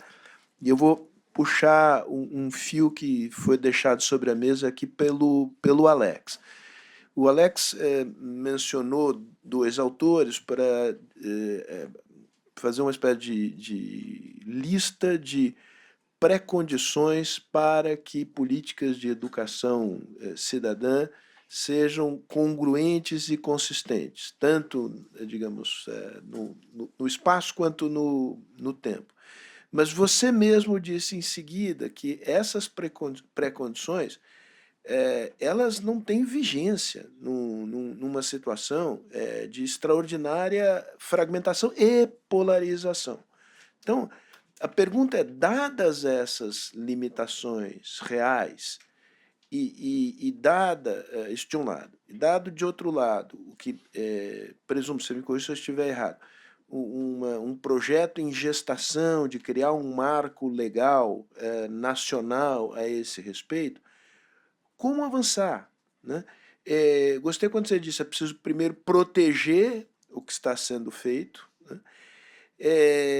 E pergunta que eu faço, em vez de pensar no máximo denominador comum, por que não pensar no mínimo denominador comum que possa ser aceito por todas as partes? E o difícil do mínimo denominador comum sobretudo, enfim, acho que de quaisquer perspectivas que se olhe esse desafio. Ele é altamente insatisfatório para todas as partes, né? Pensa no tema, digamos, de pensar nos direitos, a gente vai querer substantivar esses direitos, né? A gente vai querer falar do direito, digamos, no campo do reprodutivo, do comportamento, etc. Isto pode ser um obstáculo intransponível para se chegar a um acordo.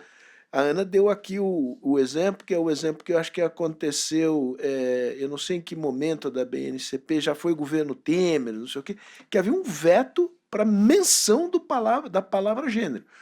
Houve gente que não topou participar nesse sistema, e houve gente que disse, nós vamos participar, nós vamos encontrar aqui atalhos, né, subterfúgios, né?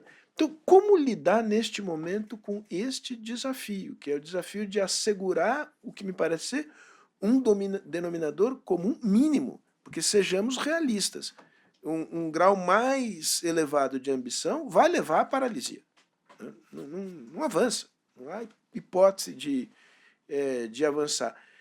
É de se perguntar se vale a pena o mínimo denominador comum, ou se é um momento de play defense, né? Joga para garantir o mínimo que já existe, e não para avançar, né?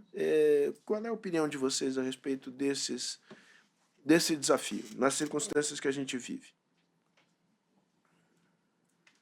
Vai se arriscar a começar, né? Não, tem ordem aqui, uma coisa... Ordem. Como é bagunçado, volta a ordem. É bagunçado, mas não, vamos repetir a ordem de exposição. Assim, isso não se restringe... Primeiro ponto, assim, eu acho super importante, isso não se restringe à educação política. A gente está num tempo de efervescência tão aguda que isso se replica em diversos outros ambientes. A gente está vendo, por exemplo, isso acontecer no universo do meio ambiente, e a gente está vendo isso acontecer, por exemplo, na discussão sobre o papel do Poder Judiciário, na realidade. O Poder Judiciário hoje no Brasil, por exemplo, exagera, indiscutivelmente exagera. E não é agora em relação a um ex-presidente, exagera. O protagonismo do Poder Judiciário é exagerado e ele não é brasileiro, né? Quem estuda filosofia jurídica diz, o século XXI é o século do protagonismo político do judiciário, nas democracias. Quem tem coragem? E ao mesmo tempo que a gente pergunta quem tem coragem de frear, de dizer, chega, pera um pouco, até aí sim, mas agora não, tal, não sei o quê, continua sendo uma estratégia judicializar muita coisa, e muita gente dizendo, cara, não mexe agora porque os caras estão defendendo a democracia. Então eu não tenho como hoje, debater de maneira equilibrada o papel do Poder Judiciário na política nacional. Não dá para ter essa discussão. Não dá para ter essa discussão. Políticas de natureza ambiental não está dando para ter um monte de discussão. E está muito nessa contenção, né? Cara, segura o que tem, porque tá dando ruim. A educação política não escapa a essa lógica, e eu tenho dificuldade em entender se a gente tem alguma possibilidade de promover grandes avanços agora. Eu gostaria de ter, né? Eu sou um ator desse universo, eu quero ver isso, é minha causa de vida, é minha causa social, e eu acho que é essencial para a democracia. Minha leitura, é minha contribuição em termos de leitura de realidade, mas eu não sei se a gente consegue avançar. Eu já acho muito bom que arrefeceu um pouco a radicalidade contra e que muita gente tem conseguido voar abaixo do radar. Inclusive governos de parâmetros ideológicos semelhantes a quem mais critica. Eu citei aqui o exemplo de Goiás, né? Lembrando, com todo respeito, por uma opção que o governador de Goiás declarou em 2022 apoio geral e irrestrito, inegociável ao seu candidato predileto na eleição de 2022, o que é dele. E que agora disse que, se for eleito presidente da República em 2026, vai dar anistia geral e irrestrita a todas as pessoas envolvidas em tudo que se convencionou chamar, palavras dele, golpe de Estado no Brasil.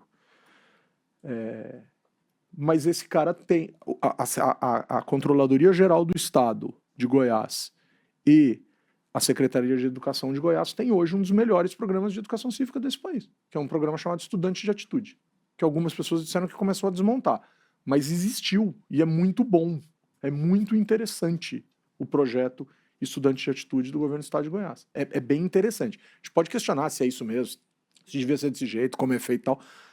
Eu não vou nem questionar isso. É um programa extremamente interessante do ponto de vista da educação cívica. Então, Sérgio, eu fico pensando, o quanto que a gente vai continuar voando abaixo do radar, o quanto a gente vai ficar se escondendo, ou efetivamente se a gente vai para cima. Quer dizer, eu não estou respondendo, eu estou corroborando a pergunta, porque eu não tenho a resposta, mas eu tenho para mim que a gente precisa construir isso de um jeito muito bem construído, até porque a gente corre o risco de, por exemplo, diante do Congresso Nacional que aí está, fruto do desejo da sociedade brasileira em relação ao que é o Congresso Nacional. Mas é um Congresso tão conservador que, se a gente colocar qualquer coisa que precise passar pelo Congresso Nacional, eu acho que a gente não consegue nem começar a discutir. É verdade. Não consegue nem começar a debater.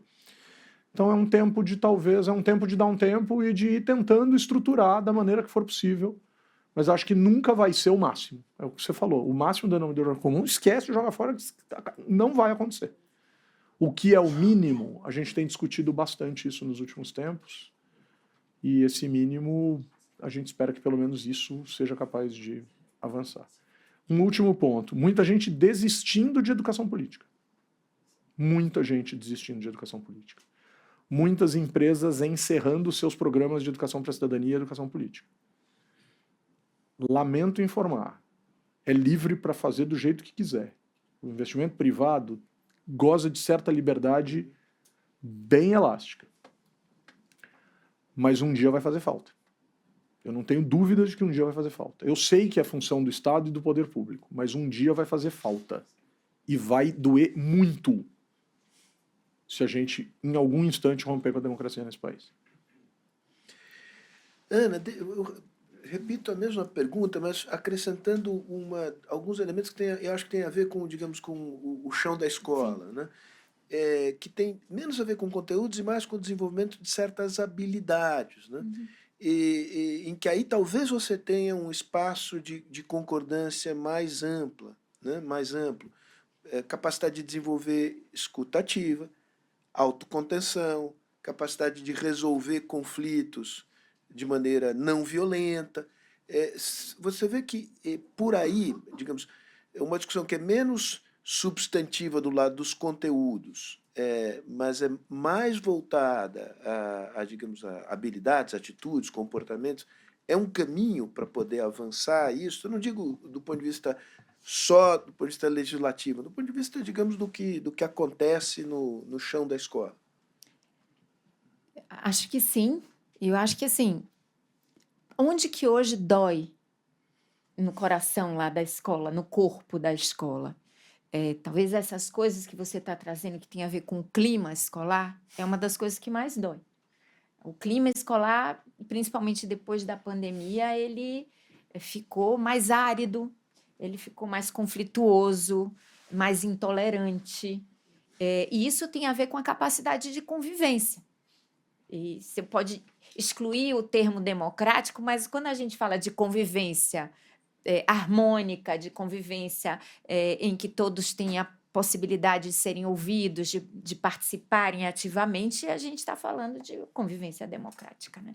Então, poder prestar atenção naquilo que a escola já está clamando por, que vai resolver o que para eles hoje é um desafio grande, pode ser uma porta de entrada interessante. A outra porta de entrada, eu acho que o Alex já deu meio que todas as respostas, né? Mas o que já está acontecendo nas escolas que é bom e que pode ser mais visibilizado. Então, quais são as escolas que já estão fazendo um bom trabalho, que resultados elas estão tendo, inclusive para resolver problemas de aprendizagem e de clima escolar. Quer dizer, fazer esta associação de que esse trabalho mais da cidadania faz com que os alunos estejam mais engajados, que os professores estejam mais motivados, que o ambiente esteja mais propício e que os resultados educacionais apareçam.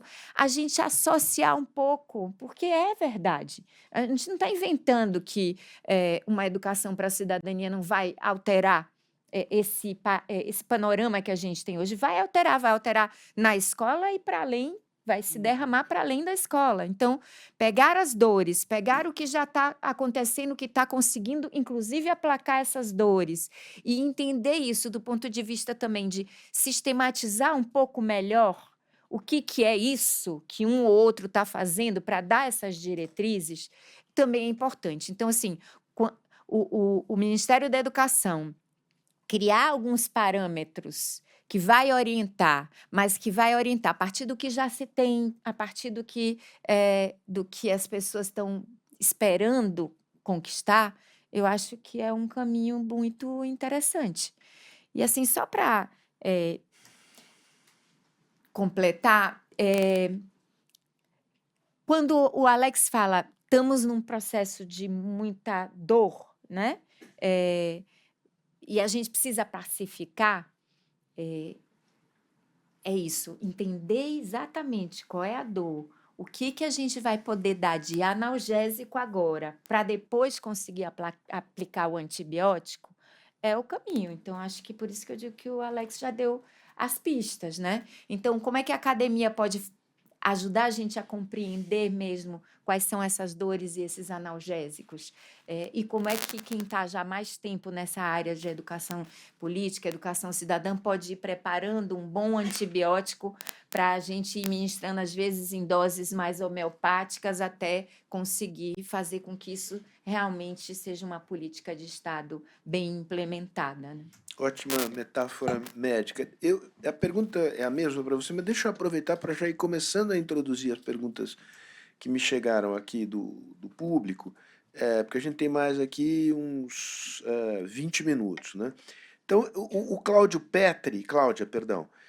da Fundação Getúlio Vargas, pergunta sobre o que o MEC está pensando como política de Estado para a ação da educação cidadã, na perspectiva vertical, horizontal, etc., para a coerência desse sistema.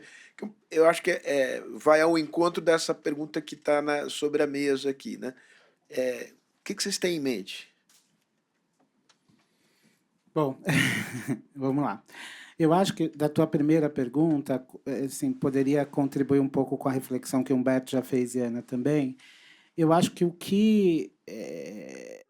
eu já estive no movimento social e podendo falar como movimento social, agir como movimento social, e agora estou no governo, né? Então, você tem os seus lugares de fala também condicionam o que você pode, como você pode falar. Mas, apesar dessa diferença, eu penso que os remédios para a crise democrática que a gente está vivendo, eu sou daqueles que acreditam mais num bom esforço consistente de reforma do que em empreendimentos mais revolucionários. Talvez mais novo eu dissesse outra coisa, mas hoje eu acredito que para ganhar consistência é preciso um esforço contínuo de reforma permanente das nossas instituições, e é por isso que eu vou na linha do mínimo denominador comum, porque as reformas, elas nos convocam para isso, elas reconhecem que há diferentes forças na sociedade, todas elas têm algum grau de legitimidade porque compõem a vida comum, e se a gente conseguir construir decisões em que o máximo dessas forças consiga se ver, a gente estará num caminho mais seguro de longa duração, né? De menos chance de ruptura daqui a pouco. Entretanto, esse mínimo denominador comum ele precisa ser explicitado e justificado, né? Não pode ser o mínimo de quem sempre tomou decisão. Estou dizendo assim, a gente não pode aceitar o mínimo que historicamente vem sendo praticado no Brasil, porque esse mínimo é excludente. Fecha os olhos para alguns temas dolorosos. Então, é um mínimo denominador, sim, mas que vai chegando em temas dolorosos dessa sociedade que a gente se negou há muito tempo. E você é Leonel? Estou falando isso olhando para o Leonel, porque em outra vida que eu tive, eu e Leonel estivemos num projeto de educação que eu diria bem revolucionário, de formação para a educação democrática, e inclusive discutindo como que a gente combatia uma espécie de fascismo subterrâneo que ia ocupando a vida comum dentro e fora das escolas, e que naquele momento a gente estava só percebendo assim nuances dele, e agora ele está, né, já na superfície. Então, só para dizer que eu acredito no mínimo denominador, e para dar certo, Sérgio, eu acho que tem um conceito da literatura de administração pública, da ciência política também, que são os brokers, né? Quem são os sujeitos que a gente identifica que conseguem unir grupos aparentemente antagônicos em torno de alguns conceitos comuns, né? Quem é que consegue... João Tavares está fazendo isso como coordenador da rede. Quem é que consegue bater na porta de um deputado que se declara de direita, às vezes até de extrema direita, e apresentar para ele uma ideia e dizer assim, olha, o quanto você compra dessa ideia aqui? Né? Qual é o teu espaço de negociação em torno da educação política, a partir da posição que você está? Não estou querendo que você mude de posição, porque a sua posição é que te deu o voto e te trouxe para cá, para a Câmara dos Deputados, mas até onde você compra essa proposta? E bater no deputado que está lá no outro campo político da esquerda e fazer a mesma conversa. Bater na porta. Né? Bater na porta. E esses brokers, eles são fundamentais porque eles vão ajudando a fazer convergência. E aí, por que ele não é o ator político? Porque o ator político defende posição, não defende convergência. O ator político está lá defendendo posição do seu eleitorado. Então, a gente não pode esperar dele, sozinho, um movimento de dizer eu concordo com o outro lado também, não, porque aí ele perde o capital eleitoral que ele tem. Mas quem é o agente que faz esse broker? Às vezes é o dirigente público, às vezes é a sociedade civil, às vezes é a universidade, mas nós precisamos ajudar esse ambiente de brokers, de pessoas que fazem conexões. E o MEC, desde 2023, quando a gente chegou, começamos um diálogo para identificar o que já tinha em termos de educação para a cidadania. Haviam iniciativas nos governos estaduais, em alguns municípios maiores. Havia o ecossistema do legislativo que o Humberto trouxe aqui também. E é uma pauta que o ministro Camilo se compromete, já teve diálogo com os outros poderes e nos pediu uma formulação técnica que está em processo de finalização. Daí a gente dizer quando sai o que sai, eu acho que seria pouco responsável de minha parte. Mas sim, existe uma proposta de uma política nacional de educação cidadã que já tem os contornos técnicos bastante definidos. A gente dialogou muito com a rede, com as organizações que a rede congrega como coalizão. Dialogamos com o Humberto. Humberto, não só dialogamos, Humberto ajudou a gente a pensar o que é isso. Né? Assim, a partir de toda a experiência que ele tem. E agora estamos muito perto da Ana, justamente nessa linha que você levantou para ela cortar a bola. como ela é muito modesta, ela não cortou. Mas a Ana tá nos ajudando a pensar quais são as habilidades e competências fundamentais que um bom programa de educação, olhando para a BNCC, pode defender como currículo, né? Sem inventar currículo. Gente, isso é muito importante. Não é hora de inventar currículo. A base já existe, os currículos das redes já existem, e já existe nesses currículos e na base educação cidadã. A gente tem que reconhecer, traduzir isso em termos de uma política pública e fazer o ecossistema funcionar. Mas não é hora de disputar a criação de um currículo de educação cidadã. Isso seria pouco inteligente, pouco estratégico e não nos levaria longe, né? Muito bem, deixa eu apressar aqui que tem algumas perguntas que, enfim, eu gostaria de colocar para vocês. Vou tomar duas aqui, ambas de pessoas ligadas à Associação Paulista de Escolas do Legislativo, né? Uma da Nelly Castanheira, uma pergunta específica, ela é presidente da Associação Paulista de Escolas do Legislativo, e ela pergunta, eu vou dirigir essa pergunta sobretudo para você, Humberto, qual é o papel, né? Qual é a sua avaliação do trabalho que esses atores vêm desempenhando neste campo? E o Adalberto Graziano, que é da Escola do Legislativo aqui da Câmara de Taboão da Serra, ele faz uma pergunta sobre em que medida há um diálogo entre os vários atores que trabalham neste campo. A Escola do Legislativo, entidades da sociedade civil, se há como avançar no sentido de que haja fortalecimento do campo por meio de maior diálogo entre os seus atores. Muito legal. Acho que tem nessa edição atual da revista Cadernos tem um texto do Roberto Lamari, que é o presidente da Associação Brasileira de Escolas do Legislativo.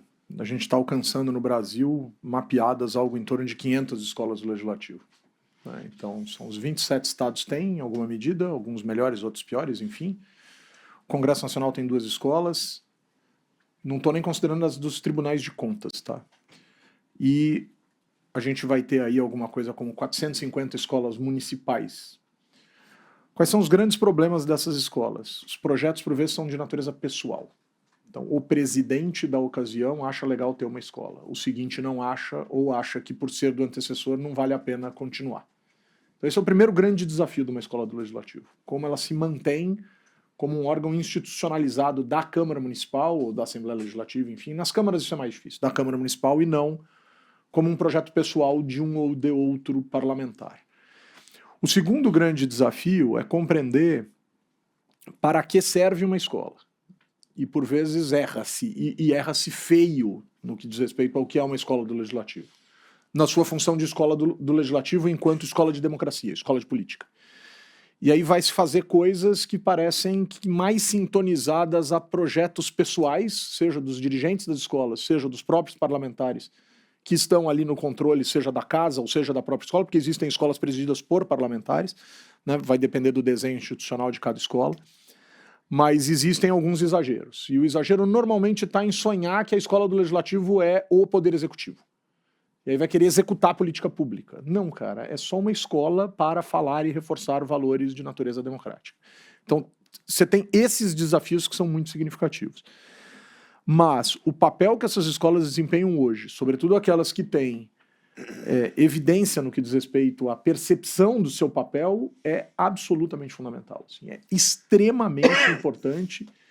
E o texto do Lamari traz um negócio legal, porque o texto chama assim, Escolas do Legislativo, uma revolução silenciosa. E eu acho que esse é o ponto. Porque nos parlamentos em que efetivamente existem escolas institucionalizadas, radicalidades não têm conseguido ganhar espaço. Existe um plano pedagógico, existe um roteiro de atividades, e isso é cumprido pelas escolas como uma atividade da Câmara Municipal. Goste você ou não goste, queira você ou não queira. Porque existem parlamentares que resistem.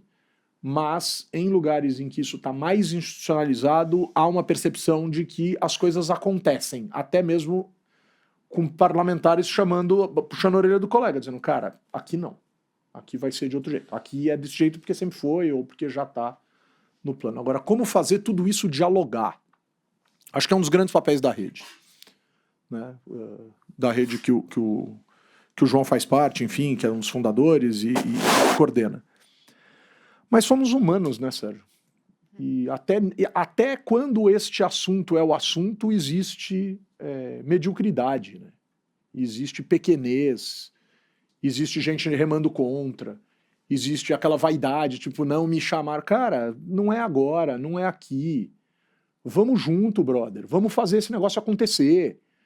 Mas existe esse tipo de atividade, existe esse tipo de atitude. E a gente precisa, em tese, descobrir o quanto não falta educação política para nós também, que levamos isso adiante.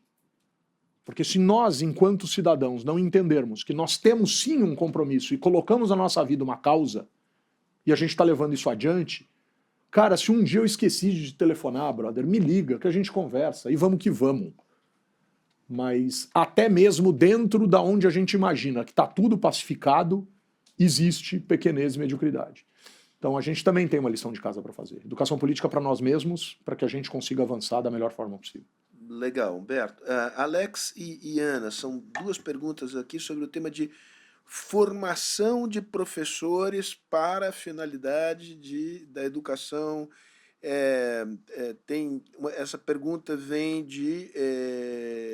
tem uma pessoa aqui que vai me perdoar porque o nome dela aqui me passou, mas essa pergunta é retomada pela Isabela do Movimento Futuro, que trabalha com esse tema. O que ela sente é que os professores têm uma sobrecarga de tal ordem que quando se vem com a sugestão, recomendação, prescrição de que, além de tudo que fazem, ainda se preocupem com esta outra dimensão importante para a escola, como espaço público, etc, etc, etc,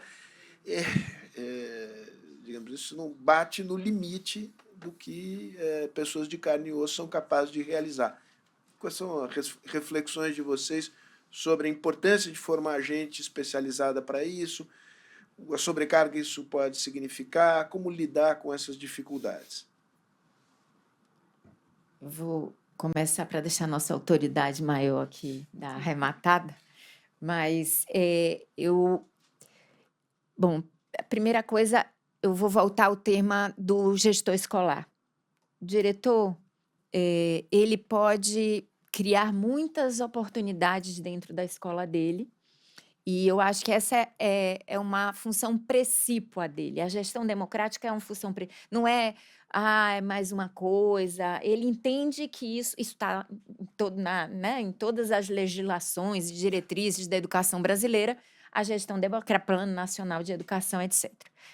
Vai estar no Plano Novo e tudo mais. Então, eu começaria pelos diretores, mas uma formação que realmente possa ajudá-los a ter essa postura da escutativa, como você falou, da negociação, do olhar para cada um, da criação de espaços de engajamento, de tomadas de decisão coletivas, enfim, tem uma série de coisas que dentro de uma prática escolar você pode fazer que não vai te custar, às vezes vai te facilitar. Porque muitas vezes o diretor centraliza e ele pode buscar o apoio da comunidade escolar para resolver as questões. Então, eu começaria pelo diretor. Sobre os professores, o que a gente está falando aqui de não inventar, mas dentro da própria, do currículo que ele precisa ensinar, como que ele traz essas questões de uma maneira mais interessante, até para ter mais engajamento dos alunos, mais contextualização daquilo que ele precisa, garantir que os alunos aprendam. Então, eu acho que eu puxaria do que já é uma função deles, mais uma vez, e daria esse olhar específico de como fazer isso, buscando que isso também repercuta numa educação cidadã. Mas eu acho que assim, uma das coisas importantes é que hoje, infelizmente, a gente só avalia a aprendizagem dos componentes curriculares o mais óbvio ali, o mais tradicional, digamos assim. E aí os professores se sentem muito mais impelidos e pressionados a dar uma resposta em relação às provas, dos seus componentes curriculares. Então, o que a gente cria de incentivos também para que esses professores se sintam estimulados a dar outro tipo de resposta, que podem ser os mais variados, esses incentivos, né? Não precisa ser só a nota numa prova, mas eu fico dizendo, se as escolas hoje fossem avaliadas não só pelos resultados nos exames, mas se você fosse acompanhar os egressos dessa escola para entender que posições eles ocuparam na sociedade depois de 5, 10, 15, 20 anos e que contribuição eles estão dando, se essa fosse uma medida de mensuração da qualidade de uma escola, acho que tudo mudaria, né? Mas essa é aquela mais radical que a gente vai deixar para um outro momento, mas que eu acho que a gente deveria ter em perspectiva, sabe? Que é isso, as escolas estão sendo demandadas a entregar o quê? Como é que a gente muda ou expande um pouco para que a escola e os professores, junto com isso, também entendam o que se espera deles? Muito bom. Agora, digamos, temos mais 5 minutos. A pessoa cujo nome eu havia esquecido é da Teli Cardoso. Desculpa, Teli. Vou encaixar aqui para a nossa autoridade, além dessa pergunta sobre formação, uma outra pergunta que vem do Nicolas Oliveira, que é responsável pelos grêmios estudantis na Secretaria de Educação de São Paulo. E ele diz, no novo Plano Nacional de Educação, o grêmio estudantil aparece mencionado apenas de forma genérica. Há uma intenção de fato, acompanhar, monitorar no sentido, digamos, da criação, existência e funcionamento efetivo de grêmios, ou isso não é um tema relevante no âmbito da Secretaria, do MEC? 5 minutos para cada pergunta, né? Não, estou brincando. Mas começando de trás para frente, acho que o Plano Nacional de Educação ainda está em tramitação, Nicolas, no Congresso. Eu acho que a sociedade tem que disputar o texto do plano ainda. Eu acho que a gente não pode partir do pressuposto que o PL que o MEC mandou para o Congresso já é o PL que a sociedade brasileira precisa. Fizemos um esforço grande, produzimos um mínimo ou máximo denominador comum, mas a gente acredita que o Congresso é espaço de disputa, de convencimento dos parlamentares para melhorar o texto que o Executivo mandou. É assim que a boa democracia funciona, né? O Executivo apresenta um projeto de lei para o Legislativo, mas a casa que produz a lei é o Legislativo. Então, que a gente possa trabalhar esta questão do grêmio e outras questões que são caras à sociedade brasileira no Congresso Nacional durante a tramitação. Então, se está insuficiente, como é que a gente disputa para melhorar este PL que ainda está em discussão? Mas, sobretudo, como é que a gente faz o desdobramento na federação? O Plano Nacional de Educação tem um limite, porque ele está falando de todo o país. O Plano Estadual de Educação de São Paulo falará sobre a rede estadual de São Paulo. O Plano Municipal de Educação de São Paulo falará sobre a rede municipal de São Paulo. E aí tem uma outra disputa a fazer. Eu quero lembrar que o Estado de São Paulo demorou 6 anos para aprovar o plano Estadual de Educação do último PNE. Não podemos deixar isso acontecer de novo. Então, é disputar no nível nacional e depois cuidar da elaboração do plano estadual e do plano municipal aqui em São Paulo. Sobre a questão da formação de professores, eu tenho uma vida de professor na universidade também, né? E ela está um pouco bagunçada por razões óbvias, mas uma das áreas de pesquisa que eu estou tentando encaixar é justamente a educação política para a cidadania, e a gente começou um processo que está ainda no começo de mapeamento de como é o currículo da pedagogia, perguntando para ele o que tem aí que dialoga com esse esforço de educação para a cidadania. Quer dizer, será que a gente está formando pedagogos e pedagogas que dão aula da educação infantil até o 5º ano e depois são diretores e coordenadores? Será que a gente colocou na formação inicial deles algo que lhes permita se posicionar no campo da educação para a cidadania? Eu estou com 98 currículos das pedagogias. Até agora não apareceu nada.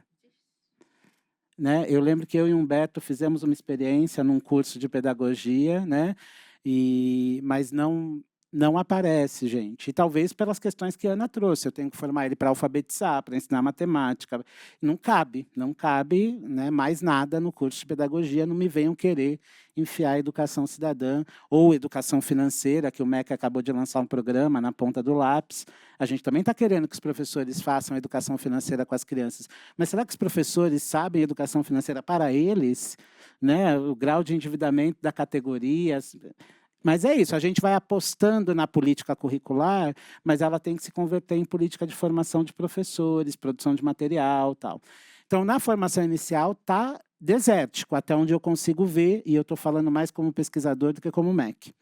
Na formação continuada, acho que o Humberto, no artigo dele, mostra esforços pontuais de secretarias de educação. Me vem muito à mente o Sergipe, que está num processo de institucionalização do seu programa de educação cidadã.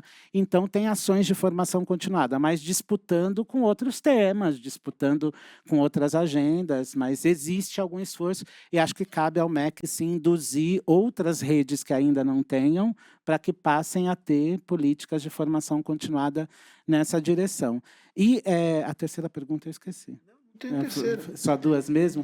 Tá, então, agora, só para formar o professor é muito importante, mas é preciso cuidar de um arranjo institucional que o provoque a fazer educação cidadã. Então, isso que a Ana estava falando. Tá bom, a variável se o professor está preparado ou não, congela ela aqui. Mas vamos supor que a gente tivesse um professor que se sente preparado para. O que eu preciso organizar na escola para que ele faça? Porque tem uma distância aqui, tá? O professor pode estar preparado, mas o ambiente pode estar inóspito. Porque não tem material para ele trabalhar, porque a diretora fica para ele, olha, toma cuidado com o que você fala em sala de aula, porque os alunos são parte de um grupo religioso que são contra essa discussão na escola. Então, tem condições do sofrimento cotidiano do burocrata do nível de rua, né, desse professor, que lida com conflito e ambiguidade na implementação todo dia, gente. Né? O professor lida com conflito e ambiguidade. Uma legislação que diz que ele tem que fazer, um ambiente que está dizendo para ele que não dá para fazer. Né? Uma avaliação externa que está olhando para português e uma base que está pedindo para ele formar para a cidadania. Né? Então, ele lida com conflito e ambiguidade todos os dias ali. É papel da política pública diminuir conflito e ambiguidade para ele poder agir. Né? Nós chegamos ao final, mas tem uma última pergunta que eu não entendi, mas eu intuo que seja importante. Então eu queria fazê-la assim e pediria respostas muito rápidas, que é do Cassiano Archas, da Motriz, que é sobre se o regime de colaboração pode ser uma boa alternativa para evitar deixar gestores escolares e ou professores isolados ou sem direcionamento da implementação de ações no chão da escola. Seja lá o que regime de colaboração seja, mas colaboração em geral é uma coisa boa. Então eu achei que eu deveria fazer essa pergunta. Sim, sem dúvida. Mas eu vou aproveitar a pergunta e o termo para me desculpar. E em regime de colaboração, eu preciso que vocês me entendam. Eu tenho um voo às 2h15 da tarde. Some daqui. Sumo daqui, pessoal. Beijo. Obrigado. Valeu, gente. Valeu, Humberto. Obrigado. Vocês querem falar sobre regime de colaboração ou não? Rapidamente. O Alex vai falar sobre o regime de colaboração, que é bem das esferas de governo, mas eu queria só dizer uma última coisa para vocês. Todas as pesquisas e escutas que a gente tem feito com os alunos nos últimos anos indicam que eles querem educação para a cidadania, educação política, educação para direitos humanos. A última escuta que o MEC fez com 2.200.000 alunos de anos finais, meninos de 6º ao 9º ano, eles dizem isso claramente. Então, acho que algum espaço e alguma simpatia a gente tem, pode não ser de vários espectros, mas dos mais importantes, a gente tem ali um desejo de que isso seja trabalhado de forma mais estruturada dentro das escolas. Muito bom. Alex. Eu tenho o regime de colaboração porque, Sérgio, a gente tem 3.000 municípios brasileiros que são muito pequenininhos, 5.000 habitantes, 8.000 habitantes, 12.000 habitantes, e que ele não vai conseguir sozinho produzir um programa robusto de educação para a cidadania, porque ele tem baixa capacidade técnica e financeira. Então, é preciso que o governo do Estado apoie, trabalhe junto na estruturação dessa política. O que a gente vai ter que pedir para os governadores e para os prefeitos é para tirar a política eleitoral da sala, tirar a disputa partidária da sala para lembrar que a gente está fazendo educação para a cidadania e que, portanto, esse não é o terreno para a gente capturar os meninos para o nosso campo eleitoral. Esse é o espaço para a gente formar os meninos daqui para que eles compreendam os direitos humanos, a democracia, as instituições. Regime de colaboração importa, fala-se pouco disso no campo da educação política, vale a pena a Fundação chamar um outro seminário para a gente dialogar sobre isso. Muito bom. Eu queria pedir desculpa para as pessoas. Isso pifou? Não. Houve duas perguntas que eu não consegui introduzir aqui. Eu peço desculpas por uma questão de tempo e só... Ninguém tem fome? Eu estou morrendo de fome.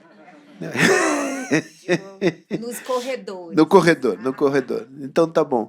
Gente, bom, só me resta agradecer imensamente. Eu gostei muito e queria dizer aqui para a Bia, em nome dela, para toda a equipe, que em boa hora vocês tiveram a ideia de organizar. João, brigadíssimo você também, tá bom? Até uma próxima que eu espero se dê em breve. Tchau.